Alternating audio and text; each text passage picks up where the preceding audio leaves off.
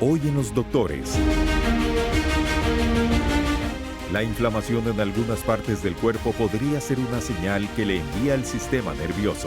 Desde la fatiga, el dolor crónico y hasta los mareos son parte de los síntomas que manifiestan un problema sistémico. ¿Qué hacer y cómo controlar la inflamación? Acompáñenos en la cita médica de Hoy en Los Doctores, con Pablo Campos. Hola, ¿qué tal? Buenos días, bienvenidos a Los Doctores. Siempre es un placer que nos acompañen este inicio de semana aquí por Teletica y con un tema que yo sé que a cualquiera, en cualquier etapa de la vida le puede ocurrir. Y ya está aquí con nosotros el doctor Johan Bonilla, él es médico especialista en medicina regenerativa, y también está con nosotros el doctor Gustavo Castro, que también es terapeuta respiratorio y también fisiólogo. Fisiólogo. Es la primera vez que escucho esa especialidad, doctor. Es un tema muy interesante porque muchas veces la fisiología solo se encuentra en áreas de estudio en las universidades o en algunas unidades, por ejemplo, hospitalarias que se dedican a la rehabilitación. Doctor, ¿cómo se desarrolla la inflamación en el cuerpo? ¿Por qué es que ocurre? Ok, para hablar de la inflamación hay que partir de una hormona muy importante que es el cortisol. El cortisol es una hormona antiinflamatoria natural de nuestro cuerpo. Eso es una de las funciones principales, además de regularnos nuestro eje sueño-vigilia y el control del sueño y todas esas cosas. Joel, ¿verdad? Joel. Ajá, dije Johan. Johan, sí. Johan, sí es Johan. Ajá. Me hicieron un colocho. Yo puse aquí Joel Bonilla y es Johan Bonilla. Perdón, doctor. ¿Cuál es la diferencia entre una inflamación aguda y crónica? Porque no es lo mismo que yo me inflame 1 o 2 días por algo que comí. Exacto. A que ya sea 1 semana, 2 semanas o hasta que uno se acostumbre a verse inflamado. Sí, es una muy buena pregunta. Entonces vamos a dividir la inflamación aguda como un proceso fisiológico, igual mediado por el cortisol, pero va a ser autolimitado. Entonces, por ejemplo, cuando nos enfermamos por una gripe, con una gastroenteritis, diarrea, amigdalitis, infección de oídos, eso va a ser una respuesta completamente normal en el organismo, pero va a ser autolimitada, como dije antes, entonces va a tener un pico, digamos, de cortisol y luego va a bajar como fisiológicamente, y eso sería una inflamación aguda. Para inflamación crónica, nosotros lo llamamos de inflamación de bajo grado, que es una inflamación silenciosa, que viene a raíz de nuestros hábitos de días, meses, años de ultraprocesados, azúcares refinadas, mal patrón del sueño, tabaco, alcohol, y un foco muy importante que a veces nos pasa despercibido es la boca. A veces tenemos inflamaciones, infecciones en nuestra boca que pasan asintomáticas y no nos damos cuenta y pasan los años y nunca las revisamos, y eso obviamente va a favorecer a la inflamación crónica. Entonces ese cortisol siempre va a estar elevado de una forma constante y va a tener repercusión a largo plazo en nuestro sistema en general. Doctor Castro, también puede estar relacionado a otras enfermedades más allá de la alimentación, como artrosis, artritis, que están muy relacionadas también como a las articulaciones, ¿verdad? Y que generan inflamación. Sí, justamente, digamos, no podemos ver la inflamación ni el cortisol como un enemigo siempre, sino que es un proceso biológico que ocurre en nuestros cuerpos como modelo de defensa hacia muchas particularidades, ¿verdad? Como cuando nos pica una abeja o nos pica un insecto, se va a generar una inflamación ahí, y lo que va a hacer esa inflamación aguda, como está explicando ahorita el doctor Bonilla, es que nos va a proteger de que ese veneno no entre más. Pero eso también pasa en enfermedades autoinmunes, por ejemplo, en enfermedades articulares también, como usted lo estaba introduciendo, donde hay una inflamación que va a generar puede generar dolor, puede generar desgaste en articulación también, y puede generar un dolor que muchas veces, el dolor es pocas veces es comprendido, ¿verdad? Porque el dolor va a ser diferente. El suyo, cómo lo experimenta, como lo experimenta también el doctor Johan. Entonces, sí hay múltiples variables que pueden estar afectando. Y sobre eso que usted menciona, precisamente vamos a conocer la historia de doña Eliet Ulate. Ella es vecina de Santo Domingo de Heredia y precisamente nos cuenta cómo la inflamación por una enfermedad como la artrosis le pasa la factura todos los días.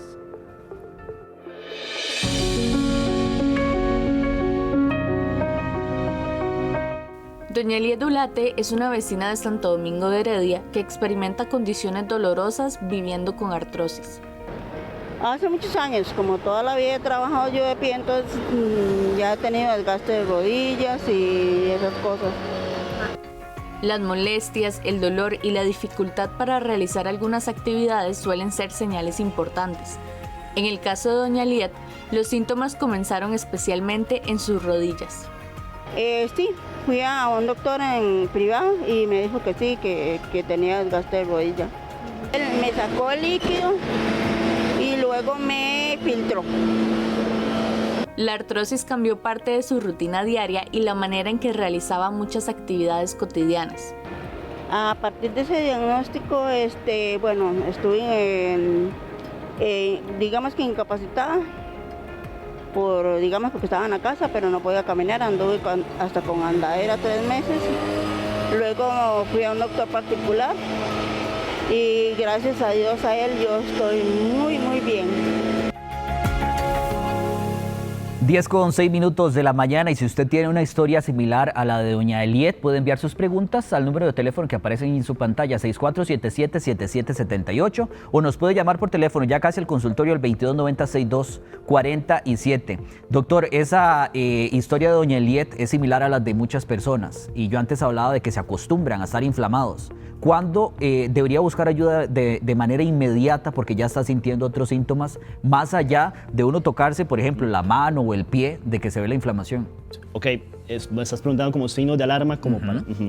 Ok, en el caso de ella está como muy localizado el dolor, pero otros signos de alarma puede ser pérdida de peso inexplicable, fatiga crónica, insomnio, depresión, ansiedad, el famoso bloating, que es como la distensión abdominal, síntomas gastrointestinales como estreñimiento, diarrea. Todo eso ya a mí me dice que hay una inflamación sistémica instaurada y que ya hay que buscar un profesional, digamos. Doctor, y la relación de lo que él menciona también de la pancita, ¿verdad? Que se va haciendo como más grande y uno a veces la normaliza con la edad, que dice, entre más edad, más panza. Sí, justamente, digamos, este es un tema muy, muy interesante que estás tomando ahora en cuenta, y pocas veces se relaciona cómo tiene esa implicación el sistema digestivo y todo lo que comemos y cómo reacciona hacia lo que comemos con la inflamación. Pero todas las sustancias que se generan ahí a nivel gastrointestinal son las sustancias que nos van a hacer degradar la comida y que también nos pueden provocar procesos inflamatorios, o inclusive cuando el intestino se rompe, ¿verdad? Que se hace un intestino permeable, parte de esa inflamación puede pasar a nuestro sistema y este sistema va a atacar esa inflamación y después de eso se va a provocar como un síndrome, un ciclo vicioso que nos atacamos a nosotros mismos, y es parte de donde fungen esas enfermedades autoinmunes que nos atacan a nosotros mismos, ¿verdad? Entonces hay que poner bastante atención en lo que decía el doctor ahora también, pero también cuando nos levantamos. A veces pacientes nos reportan, por ejemplo, que tienen adormecimiento de sus extremidades, que se sienten cansados todo el día, o que durmieron pero no descansaron, ¿verdad? Hay algo ahí de fondo que siempre hay que poner atención. ¿Y cómo marcar la diferencia con la obesidad? Porque uno podría decir, no, lo que estoy es gordito, no inflamado. Ok, bueno, la obesidad como tal ya es un proceso inflamatorio, porque es, ¿cómo se llama? Hay mayor riesgo de desarrollar enfermedades cardiovasculares. Está relacionado a la grasa visceral, que es uno de los factores más importantes cuando uno quiere ver el riesgo cardiovascular y metabólico en general. Entonces ya la obesidad como tal ya es un proceso inflamatorio, y mucho más propenso a enfermedades como resistencia a la insulina, diabetes y todo lo metabólico. Sí, que ya es considerada una enfermedad, ¿verdad? Sería sumado a otras como el lupus, que también genera inflamación en el organismo. Exacto. También la artrosis, artritis. Sí, a la gente se le olvida siempre que el lupus y todas esas enfermedades autoinmunes son enfermedades sistémicas. La gente solo ve, digamos, el brote aquí en piel, algunos dolores articulares, pero en realidad afecta pulmones, corazón, hasta la vista. ¿Y puede existir una inflamación interna sin que se refleje por fuera? Sí, muchas veces, digamos, hay personas que piensan que no están inflamadas, o también pensamos que la obesidad no necesariamente una persona que se ve esbelta, delgada, por ejemplo, los marcadores a nivel sanguíneo no están alterados, ¿verdad? Porque el tema, digamos, de la obesidad es bastante extenso, no es un tema solo de composición corporal, sino, como mencionaba ahora el doctor, la parte de la grasa visceral puede estar alterada. Usted no necesariamente puede verse inflamado o hinchado por fuera, pero esa grasa lo que va a generar, normalmente si cuando está en niveles saludables va a generar factores de antiinflamación, pero cuando está alterada más bien genera agentes de inflamación como tumorales alfa 1, interleuquinas 1, y eso lo que va a hacer también es que provoque una inflamación de bajo grado, como decía ahorita el doctor Johan Bonilla, y eso va a ir en aumento. Entonces, no necesariamente porque yo me vea saludable, realmente está saludable, ¿verdad? Justamente nosotros utilizamos herramientas para poder darnos cuenta de si la persona está inflamada o no, porque a veces le llamamos salud hasta en la ausencia de la enfermedad, pero nosotros tenemos que romper ese paradigma de que siempre en realidad no estamos saludables, sino que podemos estar cada día mejor. Optimizar la salud. Optimizar la salud. Cuando hablan de herramientas, ¿cuáles son? Para uno darse cuenta si realmente esa inflamación que tienes por algo atípico o ya es algo bastante complicado. ¿Cómo identificarla? Ajá. Los síntomas que te decía antes son bastante inespecíficos, entonces son pacientes que probablemente ya han pasado por múltiples médicos y tal vez buscan nada más una zona del cuerpo y tal vez no verlo. Yo trato como de verlo, bueno, nosotros tratamos de verlo como un todo. Entonces, como te decía antes, son síntomas como fatiga, ansiedad. El tema del bloating está súper relacionado, digamos, la microbiota ya con el tema de la salud mental. Entonces, es un conjunto de síntomas súper inespecíficos, pero que nos va a guiar a buscar la causa, digamos. Pero usted hablaba de herramientas, ¿cuáles serían? Sí, en cuanto a herramientas podemos ir tan profundo como el paciente nos lo permita, por ejemplo, porque podríamos escudriñar desde la parte genética, podemos escudriñar también la parte microbiológica a nivel de la microbiota, cómo está compuesta esos genes, cómo están reaccionando con el metabolismo, que lo podríamos ver también en exámenes de sangre, o inclusive analizando cómo está la energía, cómo está produciendo el sistema nervioso esa energía y cómo está afectando el corazón, el cerebro, por ejemplo, ¿verdad? Con un electrocardiograma, un electroencefalograma. Eso nos va a dar herramientas que nosotros normalmente usamos esas herramientas para respondernos preguntas que tenemos de las personas. Sí, siempre hay que empezar de lo más general a lo más específico, ¿verdad? Los síntomas sería como la primera alerta para decir voy a ir donde ustedes o donde cualquier médico para que analice si esa inflamación está relacionada al tema central, doctor, que es esa conexión que existe con el sistema nervioso. ¿Qué es lo que pasa entre el sistema nervioso y ese reflejo de la inflamación? ¿Qué es lo que ocurre en ese voy a decirlo, lapso entre el sistema nervioso y la inflamación que se refleja ya sea en los pies, las manos, la cara, el cuerpo? Ok, ahí hay que dividirlo un poquito porque hay un sistema nervioso en nuestro cuerpo que se llama el sistema nervioso autónomo. Ese es nuestro sistema nervioso vegetativo involuntario que controla respiración, digestión, latidos cardíacos, contracción de la pupila. Eso está mediado por el nervio vago. El nervio vago es uno de los pares craneales, uno de los nerviositos que salen del bulbo raquídeo, ¿verdad? Y descienden todo el organismo.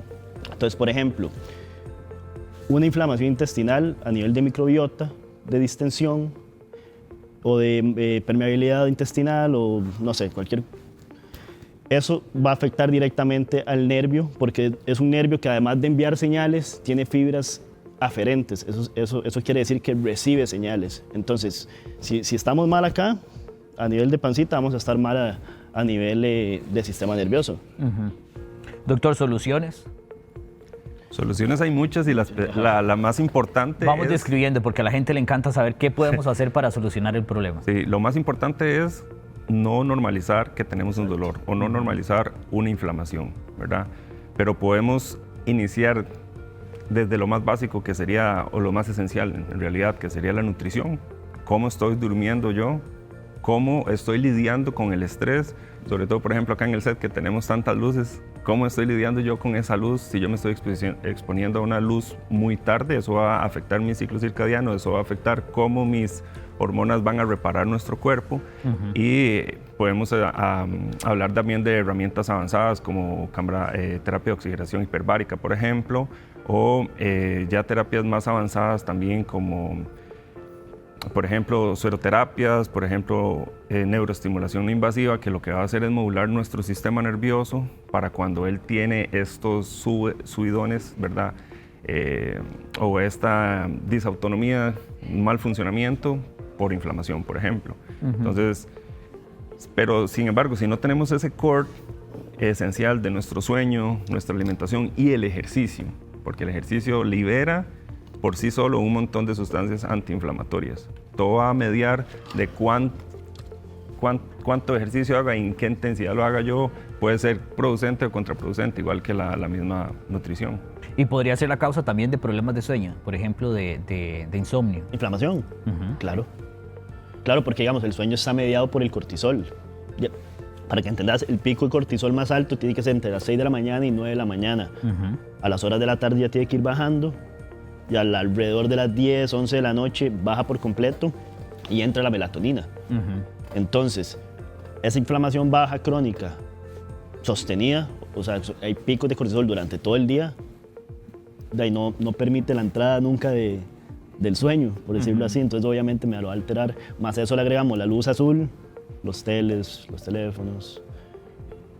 Sí, es una gran suma de actividades durante el día. Exacto. Que nos lleva a tener problemas graves en la noche. Puros estímulos, digamos. Justamente son estímulos y estímulos más en este mundo en que vivimos ahorita, ¿verdad? Llámese sonidos, llámese luces, llámese el scrolling en redes sociales. Eso es pura activación de dopamina inmediata, rápida, que eso interrumpe estos flujos. Y lo que pasa en la noche, que es tan importante que a veces en la medicina india dicen que es realmente donde nosotros vivimos, porque es en el único momento en que nos estamos dedicando a nosotros mismos, pero se generan sustancias como la hormona del crecimiento. Esa hormona del crecimiento es la que va a hacer mitigar esa inflamación, por ejemplo, continua, ¿verdad? Sin ver la inflamación también como algo malo, porque siempre es algo que nos defiende. El tema es que cuando ya ese proceso biológico se hace crónico, entonces es como estar apretando un botoncito de emergencia todo el día y estar escuchando esa alarma continua todo el día, ¿verdad? Como cuando vamos a algún lado y activan la alarma de incendios, que nos aturde.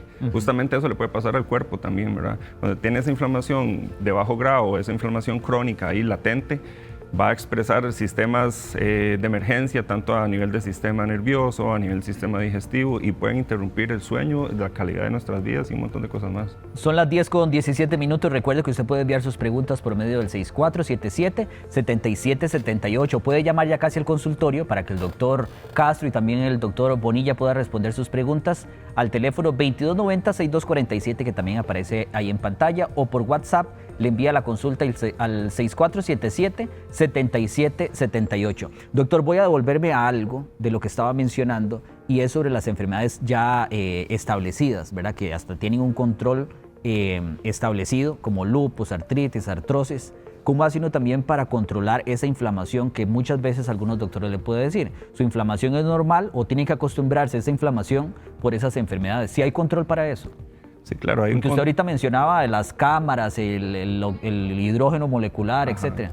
Sí, digamos, es importante recalcar que siempre, digamos, todas estas herramientas con las que estás mencionando ahorita, como la cámara de oxigenación hiperbárica, el hidrógeno molecular, el NESA, todas estas son terapias coayudantes al tratamiento médico de la persona, pero van a potenciar, si están bien estructuradas y bien estandarizadas, lo que está haciendo la persona, ¿verdad? El tratamiento médico es el principal siempre, y esto va a ser un coayudante. ¿Qué es lo que pasa con estas terapias? Que, por ejemplo, la cámara de oxigenación hiperbárica lo que te va a dar es oxígeno al 100% y una presión aumentada. Entonces ya el oxígeno no va a depender de unas células que se llaman hemoglobina para trasladarse en todo el cuerpo, sino que básicamente el cuerpo va a estar inundado de oxígeno. Al haber esa inundación de oxígeno, va a provocar en el cuerpo salidas de factores de antiinflamación, salidas o expresión del colágeno, va a poner colágeno más activo, por ejemplo, y va a hacer que el sistema nervioso baje su carga. ¿Por qué? Porque le estamos dando un aporte enorme de energía a nuestro cuerpo, y eso va a hacer que la reparación se incremente hasta un 50% más. Y es que estoy analizando como otro de los comportamientos, por ejemplo, ahorita no porque estamos en aguacero cerrado, pero cuando hay mucho calor también la gente tiende a hincharse, como se dice popularmente. Ahí no hay relación alguna. No, o sea, ahí la relación sería más que todo porque el calor hace vasodilatación. Entonces, pero no. O hasta por la falta de hidratación, no. Sí, también, digamos, la hidratación es mega importante, porque la hidratación abre las células para que nosotros podamos utilizar esa energía. Pero cuando hay problemas de inflamación, por ejemplo, o mal funcionamiento de los vasos, y hay calor y tenemos líquido que no está funcionando de manera adecuada, no está entrando a nuestras células para hacer función, vamos a tener esos edemas en los pies, ¿verdad? Que comúnmente se presentan, por ejemplo, con el calor o cuando cambiamos de presiones, ¿verdad? Una persona que en el volcán Poás baja hacia la playa y va a tener un cambio de presión, y ese cambio de presión va a generar un cambio de líquidos. Me quería adelantar con algo de la alimentación, pero sí quiero que me explique tal vez, doctor, cómo esas cámaras hiperbáricas o el hidrógeno molecular, que yo sé que en redes sociales aparece mucha información al respecto, cómo es que funcionan y qué es lo que le provoca directamente el organismo que reduce la inflamación. Ok, por ejemplo, el hidrógeno molecular es un gas, ¿verdad? Nosotros en el cuerpo tenemos algo que se llama radicales libres, que son productos de reacciones químicas. Unos de esos son fisiológicos, o sea, se vuelven a usar para otras reacciones químicas, y otros nos hacen daño. Cuando están ya el desbalance entre los buenos y los malos, es donde nos hacen daño. El hidrógeno molecular se encarga de atacar esos radicales libres malos en específico, entonces va a haber un mejor balance. En el caso de la cámara hiperbárica, como dijo el doc, va a haber más producción de ATP, más oxígeno. Al haber más oxígeno va a haber menos inflamación a nivel sistémico. Ok, para que la gente entienda, doctor, el hidrógeno molecular, ¿cómo se aplica a un paciente? Con una nasocánula. Como si fuera oxígeno, como si fuera oxígeno, en la nariz. No va a sentir probablemente mucho, tal vez como una corrientita de aire. Y lo que va a sentir, que puede sentir como relajación. Eso es como lo que describen todos los pacientes que se lo ponen.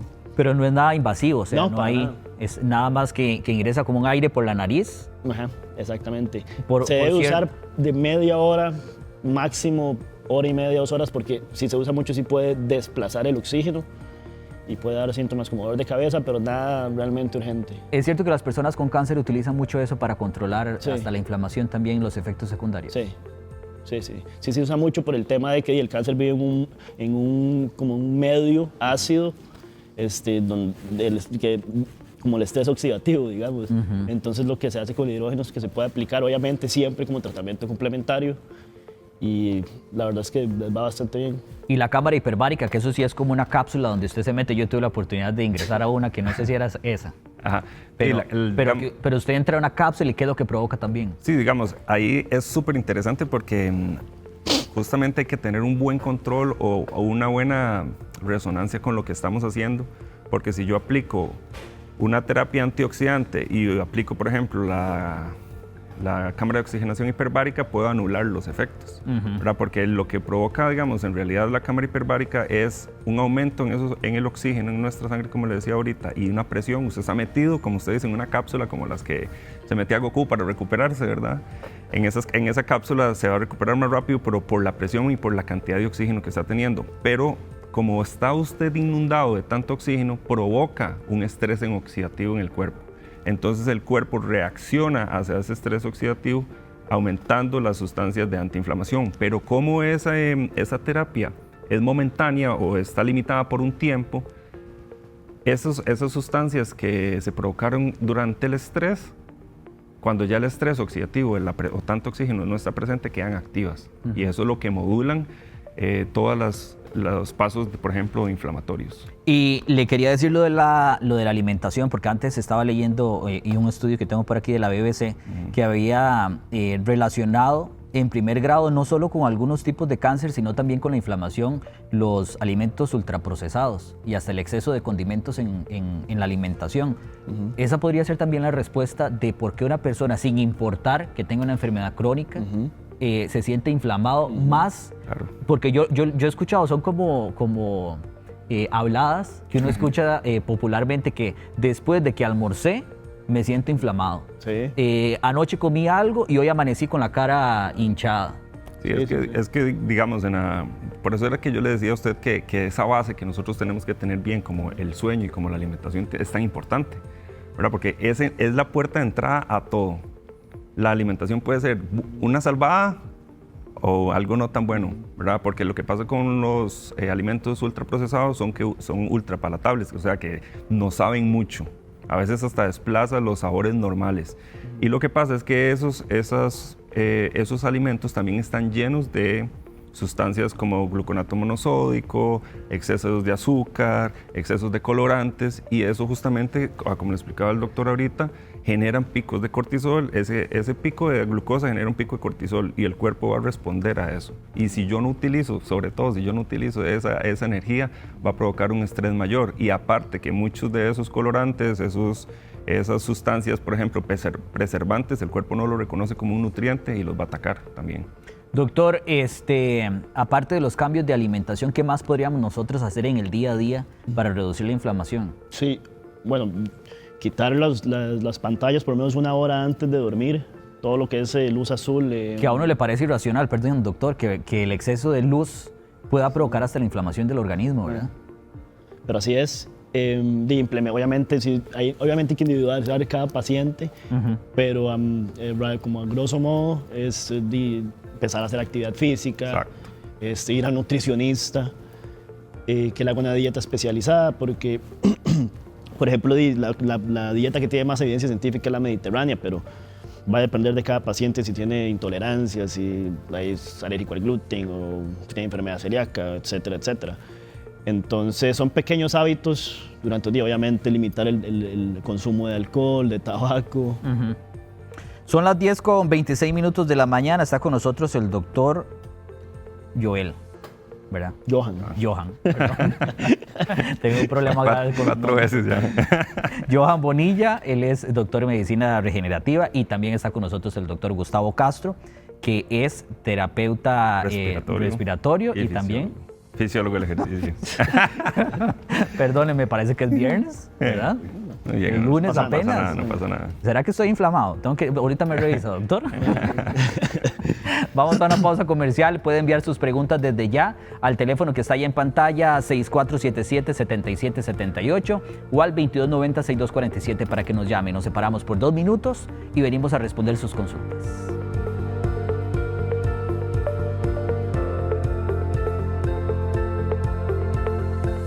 Al volver de la pausa, descubra cómo la fisiatría le puede ayudar a controlar el dolor de las articulaciones y la inflamación.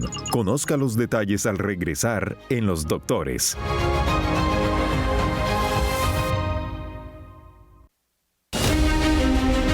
Este martes en Los Doctores. El deterioro de las rodillas es una de las condiciones más comunes en adultos costarricenses. Les mostraremos el reemplazo más moderno. Y en Calle 7 Informativo, ¿qué tiene San José que la convierte en la segunda ciudad más cara de Latinoamérica? Encontramos la respuesta del porqué. Los esperamos a las 10 y 11 de la mañana por Teletica.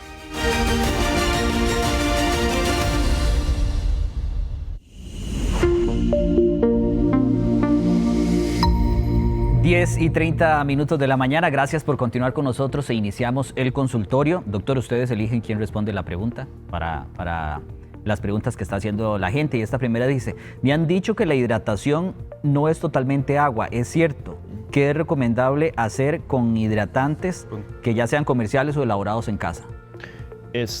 Tiene toda la razón. La hidratación como tal no depende solo del agua. Hay que agregar también electrolitos. En este caso, una manera sencilla de hacerlo es agarrar un vaso con agua, ponerle media cucharada de sal Himalaya, ojalá, y unas gotitas de limón. Y con eso nos hidratamos mejor que tomar 2 litros de agua, por ejemplo. ¿Y en qué condiciones se recomienda tomarlo todos los días? No hay ningún problema. Los mismos 8 vasos de agua. Es una persona sana, ¿verdad?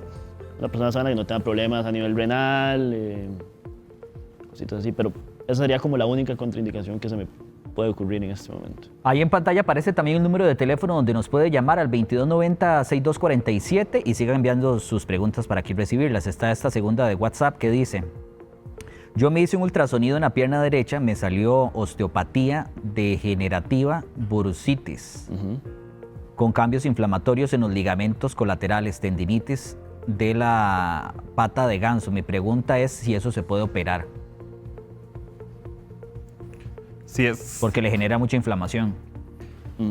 ¿Qué dice? Perdón, otra vez. ¿Inflamación ahí, solo en esa zona? Sí. mi recomendación sería acudir evidentemente a un ortopedista o a un fisioterapeuta. Sí, que ahí es donde entra el cuestionamiento de la inflamación, ¿verdad? Si es una inflamación por algo sistemático o por algo agudo. A mí me suena a que esto es un caso de una inflamación de algo agudo, localizado. Ajá. O hasta por un golpe o algo, ¿no? Exacto. No, claro, o también, digamos, habría que ver también, es una pregunta abierta, pero puede ser un caso complejo, porque si una persona, por ejemplo, tiene obesidad, el impacto que tiene ese peso de más en esas rodillas va a ser muy significativo. Entonces puede ser que haya sido un trauma, un golpe contuso, o que la sobrecarga excesiva de todos los días soportar ese peso esté mediando por algo en las rodillas. Tenemos una llamada telefónica desde Atillo. Karen, buenos días. Hola, buenos días, bendiciones. Muchísimas gracias. ¿Cuál es su consulta? Bueno, voy a comentarles. Tengo más de 2 años de estar padeciendo yo siento que es mucha inflamación porque voy a especificárselo así, siento como que tengo el corazón en el cuerpo. A mí ahora ya me está viendo el reumatólogo. Resulta que unos exámenes primeros que él me ha hecho, me sale el PCR con 30. Por el momento él me diagnostica con fibromialgia porque dice que fue por el momento, porque me mandó otros exámenes más, pero él me dice que no es fibromialgia porque la fibromialgia, los exámenes salen limpios. Solo que en estos exámenes que él me hice, yo cometí el error de como los dolores son tan fuertes, porque son en manos, en piernas, en el tórax, porque yo a veces siento que estoy, que se me van a desboronar las manos, las piernas y el tórax. Entonces yo me inyectaba dexametasona con Voltaren. Él me prohibió inyectarme esto hasta que me haga estos otros exámenes que he hecho, los tengo ahora en julio, él me ve en agosto. Mi pregunta es, yo a él no le he comentado que yo estoy operada del brazo izquierdo, que se me reventó el manguito rotador y los tendones, y del lado izquierdo también tuve otro accidente laboral donde tengo un desgaste y tengo una ruptura. Me imagino que están buscando el porqué de mi inflamación, porque sale con inflamación el cuerpo, pero no le he comentado sobre los hombros a él y no sé si eso tiene algo que ver la inflamación que yo tengo en mi cuerpo, porque yo me siento muy inflamada, con muchísimos dolores, y al momento no me deja tomar ningún medicamento hasta que no me realice los exámenes. Muchísimas gracias, Karen. Doctores, si quieren hacerle alguna pregunta a ella. ¿Hace cuánto fue la rotura del manguito rotador? Que fue lo que le entendí que... ¿Karen? ¿Colgó? Ok. Doctor, entonces podemos continuar con la respuesta. Vamos a ver, creo que el reumatólogo lo está haciendo muy bien. No está mandando nada sin saber exactamente qué tiene. Probablemente la está estudiando si tiene dolores articulares, probablemente la está estudiando por artritis, por lupus, el hecho de que sea mujer también, y tiene obviamente no, ¿qué puedo decir esto? Pero las mujeres tienen más predisposición a padecer de enfermedades autoinmunes. Entonces, no me parece que tenga algo que ver la rotura del manguito, pero como dije antes, si es una enfermedad autoinmune, ya por sí sola es una enfermedad inflamatoria a nivel sistémico. Y lo que pasa es que también ahí es ese cuidado, ese hilo fino que tenemos que tener siempre conscientes de que la automedicación puede hacer que el doc, por eso fue que le suspendió ese tipo de tratamiento, ¿verdad? Que se está utilizando 2 desinflamatorios, Exacto. uno esteroideo y uno no esteroideo. Entonces eso puede enmascarar síntomas y hacer que los exámenes que le esté mandando el doc de sangre no se esté viendo lo que se debería de ver, ¿verdad? Entonces puede mediar, digamos, una inflamación que no está siendo objetiva, no se está objetivizando por el tratamiento ni tampoco el diagnóstico, porque se está enmascarando de cierta manera. Sí, y además en este caso ya está diciendo que se está poniendo, sí, lo que dijo él, una Voltaren y una dexametasona. Ahí ya estamos contando con el cortisol de la inflamación crónica, que está sostenido, y le estamos metiendo todavía otro esteroide. Entonces... Vamos con otra llamada telefónica desde Coronado. Doña Virginia, buenos días. Buenos días. Bienvenida. ¿Cómo están? Dios me los bendiga. Amén. Igualmente. Debe estar muy frío Coronado, ¿no? No, rico está. Sí. Adelante con su consulta. Mire, doctor, es que a mí me dio un derrame, se me reventó la vena arteria media cerebral y quedé muy mal, pero ya a mí me tienen en tratamiento en el Calderón Guardia y me están inyectando eso que le inyectan a uno para los músculos. Pero estoy caminando de nuevo, pero ahora me dio un resfrío tan fuerte que quedé con mucho dolor y mucha tos, pero ahora resulta que me encontré unas pelotitas aquí a un lado izquierdo de la orejita, del oído, y tengo un dolor que no aguanto pero ni comer. Me dijeron que eran ganglios, algo así, el doctor que me atendió. Pero ya no tengo ningún tratamiento, a ver qué puedo hacer, porque estoy con un dolor muy, muy fuerte. Ok, vamos a ver, los gangliecitos que se sienten son detrás de la oreja nada más. No, al frente, en la mejilla. Perdón, en la mejilla. Sí, aquí a la orilla del oído, en la mejilla, y me baja hacia el... Ah, ok. ¿Y son movibles? ¿Duelen cuando se tocan? Duele mucho, no puedo ni recostarme de ese lado y a la hora que como siento el dolor también.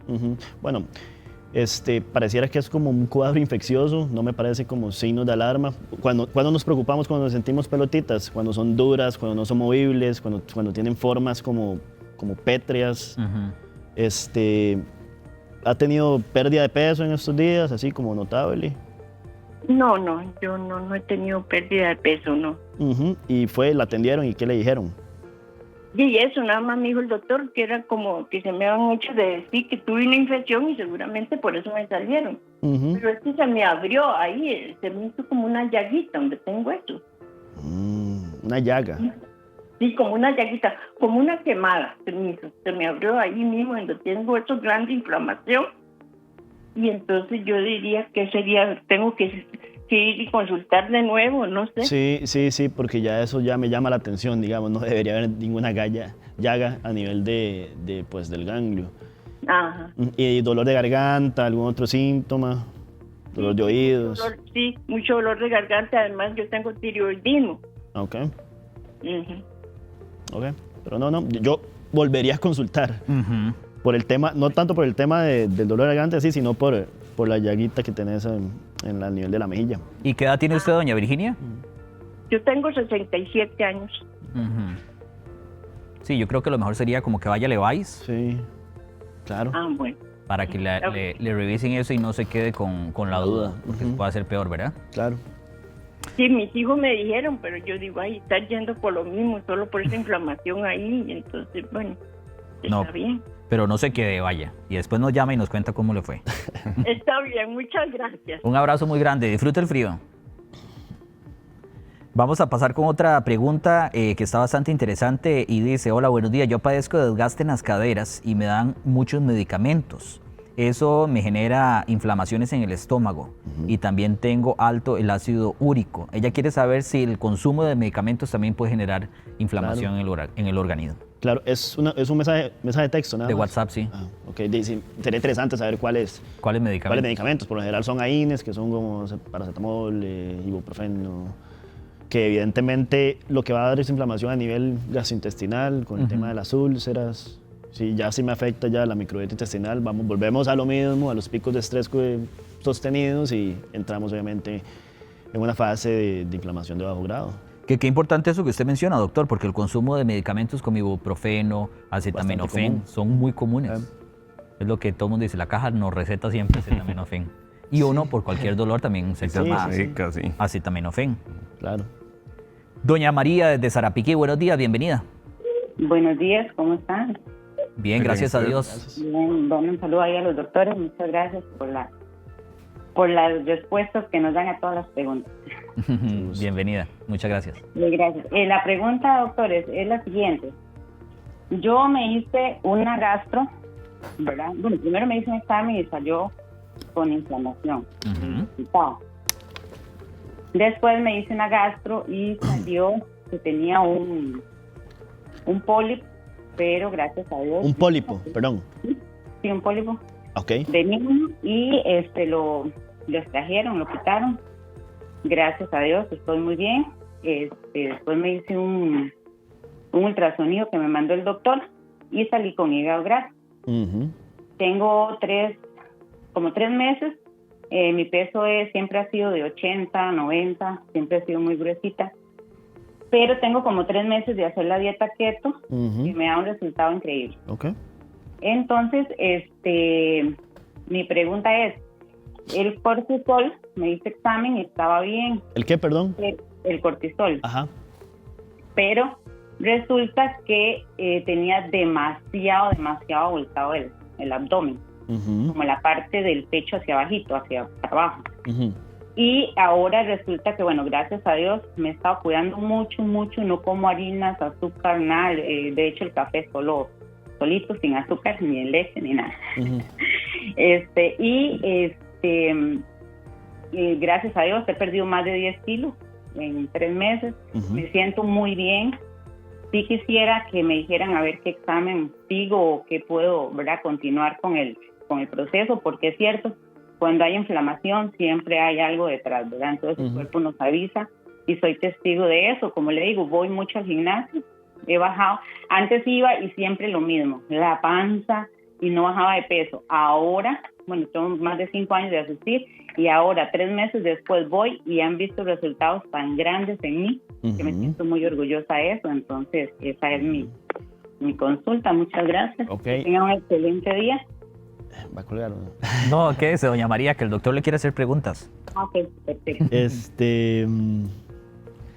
¿Cuánto lleva haciendo? Bueno, ¿esa dieta keto se la puso algún profesional, primero que todo? Sí, el único profesional, Dios. O sea, lo sentí en mí porque, bueno, el doctor Biker, no sé si lo... Claro. Entonces yo comencé, mi sobrino, él es instructor en un gimnasio en Fortuna. Entonces él siempre me decía, tía, vieras qué bueno esto, tía. Entonces digo yo, siempre he luchado mucho con mi peso, como le digo, siempre he tenido mucho, ¿verdad?, con el peso de las mujeres que somos tan... Entonces comencé a seguirlo y comencé a verlo, entonces digo yo, ¿por qué no hacerlo? Y sinceramente siempre me ha gustado como cuidarme un poquito en la noche por las comidas, pero era aquella que yo sentía que yo no puedo dormir, era una cosa que no podía dormir porque todo lo que comía como que me ahogaba en la noche y era una cosa. Entonces yo decía, no, yo tengo que hacer algo porque me siento mal. Tengo 48, soy joven, pero tampoco estoy, ¿verdad?, muy... Entonces sí me puse a seguirlo y a seguirlo. Después me hice hice un test de que era mi metabolismo y es muy lento. Entonces ahí fue donde tomé la decisión y comencé con la keto. Y de hecho, a mí el arroz y los frijoles no los puedo, o sea, no los tolero. Es algo que no, ¿verdad? Y si ya me como alguna otra cosa, digamos, el pan, igual. Yo me como algo o será psicológico, no sé, pero al menos el cambio me ha resultado excelente. Excelente. Bueno, y primero que todo felicitarla porque hacer dieta keto no es nada fácil. No es fácil, es si lo ha tolerado bien, mi recomendación es que continúe, pero sí me gustaría como que de la mano de algún nutricionista por lo menos. Ok. ¿De dónde tomó la receta? ¿De YouTube? Biden. Sí. ¿Perdón? ¿De YouTube, de redes sociales, no? Como te digo, sí, mi sobrino me compartió, entonces yo seguí, no, digamos, no llevo así como nada más lo que evito y lo que quité. Es el arroz, como dijo él, el arroz, los frijoles, la yuca, el plátano, la papa, el pan. Es todo lo que nos engorda, doña. Es correcto. Sí, entonces, donde yo lo quité, oiga, de verdad, yo les recomiendo a todas las televidentes y los televidentes que eviten lo que nos hace mal. O sea, no es que es malo. Lo que pasa es que cuando ya tenemos ahí un problema, hay que evitarlo. Sí. Porque de las que vamos a sentir bien o mal somos los que lo vamos a consumir. Entonces sería bueno que lo probaran o que, bueno, como dicen ustedes, ¿verdad?, con un nutricionista de la mano. Claro que sí. Sí. Pero ha sido excelente, vea, es algo que de verdad. Muchas gracias, doña María, un abrazo muy grande. Igual, bendiciones. Hasta luego. Doctor, usted que está más vinculado a la nutrición, ¿qué opina usted de esa práctica que yo creo que también ahora es muy popular del boca a boca o del uso de las redes sociales para hacer cambios alimenticios? Creo que la primera pregunta que le hizo el doctor fue la más importante en realidad, que si está yendo con un nutricionista, que si está yendo con un profesional de salud, porque digamos a nivel fisiológico, que es la parte que me encanta explorar, los programas o las pérdidas de peso no son lineales. Aparte que, digamos, un antecedente de hígado graso, me preocuparía ver cómo está funcionando ese hígado con tanta grasa, si es que está haciendo keto realmente, digamos. Puede sobrecargar o puede sobreestimular el hígado y no va a ser tan producente, porque lo que pasa es que cuando uno elimina los carbohidratos, el primer alegronazo que uno tiene de los primeros días es agua, que también está funcionando, ¿verdad? Porque nuestro músculo en realidad dentro de él tiene glucógeno, y ese glucógeno para almacenar ahí, que el glucógeno es un carbohidrato, almacena agua, ¿verdad? Y energía, ¿no? Y energía, por supuesto, sí. ¿Has visto cuando, digamos, uno antes de cocinar el bistec está suavecito, ¿verdad? Y está jugosito. Y usted lo hace así.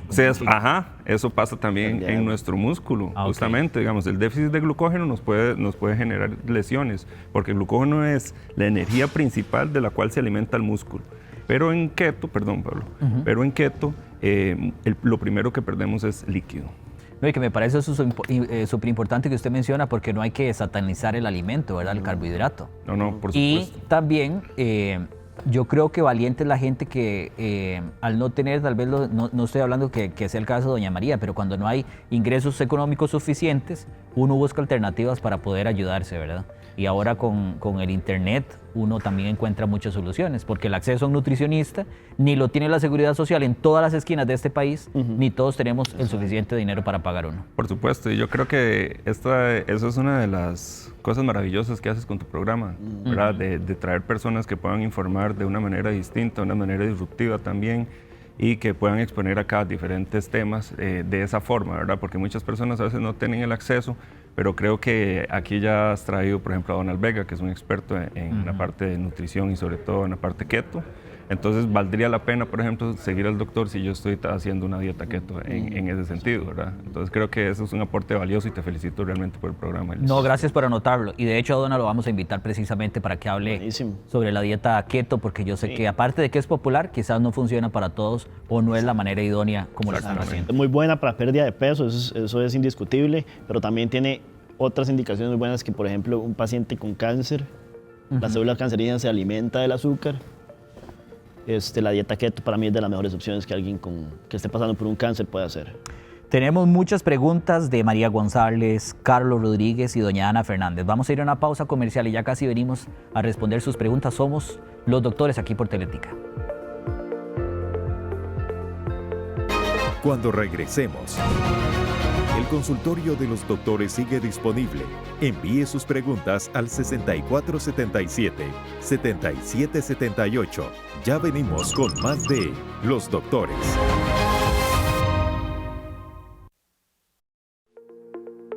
Por lo que cada 8 de junio se conmemora el Día Mundial de la Alergia, una fecha orientada a generar conciencia sobre estos trastornos del sistema inmunológico que corresponden a una respuesta inmunitaria frente a sustancias llamadas alérgenos, que pueden incluir polvo, polen, ácaros, alimentos o medicamentos. Este proceso implica la liberación de mediadores químicos como la histamina, responsables de síntomas como inflamación, picazón, congestión nasal, urticaria o broncoespasmo. Entre sus manifestaciones clínicas más comunes se encuentran la rinitis alérgica, el asma y la dermatitis atópica. El diagnóstico se basa en la historia clínica y pruebas específicas, y su manejo incluye evitar desencadenantes, tratamiento farmacológico y, en algunos casos, inmunoterapia. 10:53 de la mañana. Muchas gracias por continuar con nosotros y vamos a responder otras de las preguntas. Bueno, no yo, los doctores. Dice la pregunta, doctora. Dejé de consumir completamente harinas, edulcorantes, azúcares y alcohol y bajé 45 kilos. Tenía 30 años de que me diagnosticaron fibromialgia y tomaba antidepresivos, pastillas para el dolor, antiinflamatorios por más de 30 años. Y al dejar esos alimentos por completo, con la ayuda de Dios y un programa que no sabía que existía y en buena hora, aquí en el país, que se llama Comedores Compulsivos Anónimos, ahora tomo solamente una pastilla, por la gracia de Dios. Mi alimentación es proteína, vegetales, ensalada 3 veces al día y algo de fruta. ¿Será que me ha ayudado? Evidentemente. Yo esa dieta tal vez incluiría un tipo de grasa saludable, tal vez como semillas o aguacate. Grasa de aguacate, exactamente. Porque es importante para para formar hormonas, digamos. Hormonas sexuales, hormonas... Sí, también digamos incluir fibra en esa dieta también le va a aportar carbohidratos que no necesariamente le vayan a elevar la glucosa, ¿verdad? A nivel fisiológico, pero sí son importantes para el tránsito gastrointestinal y también para el fortalecimiento de la microbiota. Aquí la clave es mantenerse, o sea, tratar de mantenerse lleno con cosas con bajas calorías, por ejemplo los vegetales, por ejemplo las ensaladas, para que la persona no tenga como esos famosos cravings que llaman. Cuesta, pero se puede. Cuesta, pero sí se puede. Aquí hay otra pregunta que dice, yo tengo fibromialgia, me duelen mucho las articulaciones, no duermo bien y mi día siempre es con mucho dolor. ¿Qué me recomiendan hacer? ¿Otra vez la pregunta? Tiene fibromialgia, me duelen mucho las articulaciones, no duermo bien y todos los días tiene mucho dolor, además de inflamación. Bueno, me gustaría saber cómo la dieta de esa persona, cómo son los hábitos. Es que siempre hay que especificar, es muy individualizado, que saber cómo duerme, que saber si tiene otros vicios, saber cómo está la boca. Pero uno de los abordajes más potentes que hay y es la actividad física. Sí, exactamente, me la ganó. Pero sí, es la actividad física, ¿verdad? Cuando yo hago una actividad física programada, estandarizada, que eso se vuelve un entrenamiento, ¿verdad? No solo ir a salir, correr y ya, sino cuando se vuelve un entrenamiento, los programas de fuerza tienen impacto directo sobre los marcadores inflamatorios. Porque nos han enseñado comúnmente que nada más el músculo es algo para movernos, pero en realidad es una glándula que genera sustancias antiinflamatorias. Y esas sustancias antiinflamatorias van a mediar esa capa que muchas veces afecta en la fibromialgia, que es la fascia. Entonces, entre más movilidad haya ahí, más fuerte está el músculo, más sustancias antiinflamatorias va a dar al cuerpo y va a mejorar esos síntomas, ¿verdad? Como dice el dicho, uno joven como es elástico. ¿Era así? No sé. Sí, es así.